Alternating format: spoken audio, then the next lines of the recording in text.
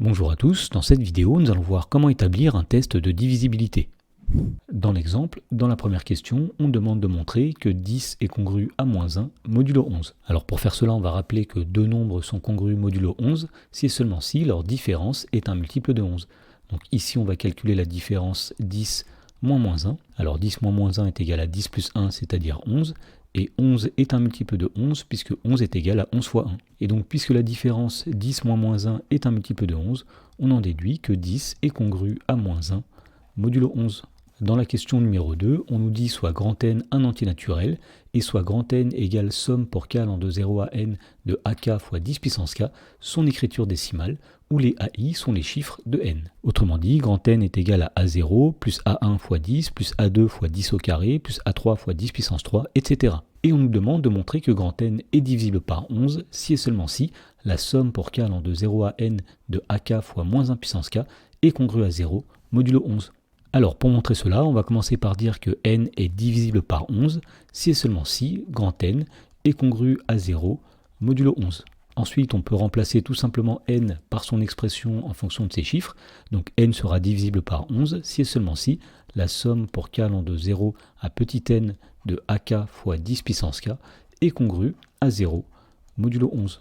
Et à partir de là, on va utiliser le fait que 10 est congru à -1 modulo 11. Et dans ce cas-là, les règles de calcul sur les congruences nous disent alors que pour tout entier naturel k, eh bien 10 puissance k sera congru à -1 puissance k modulo 11. Et comme les congruences sont compatibles avec les sommes, eh bien on peut tout simplement remplacer 10 puissance k par -1 puissance k dans la somme.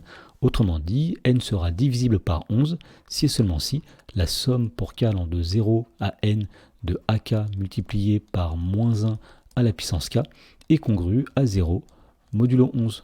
Dans la question numéro 3, on nous demande d'en déduire un critère de divisibilité par 11. Alors dans la question précédente, nous avons vu que n sera divisible par 11 si et seulement si la somme pour k allant de 0 à petit n de ak fois -1 puissance k est congrue à 0 modulo 11, c'est-à-dire si et seulement si cette somme est divisible par 11. Donc on a dit que n sera divisible par 11 si et seulement si cette somme est divisible par 11, mais cette somme c'est tout simplement a0 fois -1 puissance 0, c'est-à-dire a0, plus A1 fois -1 puissance 1, c'est-à-dire -A1, plus A2 fois -1 puissance 2, c'est-à-dire plus A2, plus A3 fois -1 puissance 3, c'est-à-dire -A3, etc.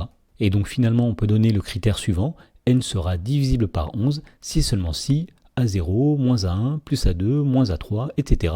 est divisible par 11, c'est-à-dire que n sera divisible par 11 si et seulement si la somme alternée de ces chiffres est elle-même divisible par 11. Dans la question numéro 4, on nous demande sans calculatrice de justifier que le nombre 216 491 528 est divisible par 11. Alors d'après la question précédente, pour montrer cela, il suffit de montrer que la somme alternée des chiffres de ce nombre est divisible par 11. Donc on va commencer par calculer cette somme alternée et on va partir du chiffre des unités. Donc on va faire 8, moins 2, plus 5, moins 1, plus 9, moins 4, plus 6, moins 1, plus 2. Alors 8 moins 2, 6, plus 5, 11, moins 1, 10, plus 9, 19, moins 4, 15, plus 6, 21, moins 1, 20, plus 2, 22. Et donc pour conclure, on va dire que comme 22 est divisible par 11, puisque 22 c'est 11 fois 2, eh bien on en déduit, d'après le critère que nous avons énoncé, que le nombre 216 491 528 est lui aussi divisible par 11.